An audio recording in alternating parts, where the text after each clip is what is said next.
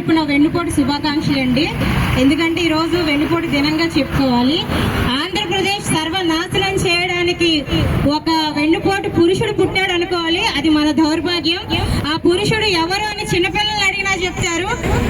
ఆ పురుషుడు ఎవరో కాదు, the one and only iron Shastri Chandrababu Naidu garu మాత్రమే. హామీలు ఇవ్వడంలో అడ్డగోలుగా ఆయనకి నాలుగు అనేది మరి ఎలా వస్తుందో కూడా తెలియదు.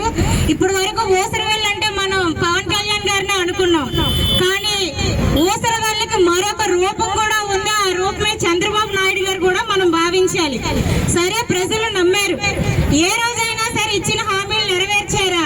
కానీ జగనన్న కన్నా మేము పథకం ఎక్కువిస్తామని ప్రతి ఇంటికి అడ్డగోలుగా వెళ్ళి బాండ్లు పంచారు.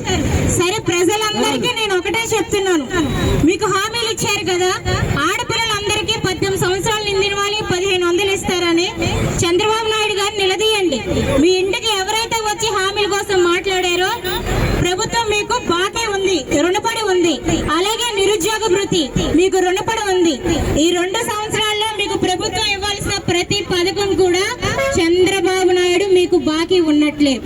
ప్రభుత్వానికి సంబంధించి ఏమైనా సమస్యలు వస్తే మాట్లాడడానికి ఒక ప్రెస్ మీట్ కూడా పెట్టడం చేత కాని కూటమి ప్రభుత్వం జగనన్న ప్రెస్ మీట్ పెట్టగానే టపా టపా టపా 4 మూలల నుంచి ప్రెస్ మీట్ పెట్టి అదేదో సినిమాలో అదర్శ సినిమాలోని తెలీదు, గుర్తులేదు, మర్చిపోయా అన్నట్లు తల్లి చెల్లి గొడ్డల పార్టీ అని ఇదే పాడుతున్నారు.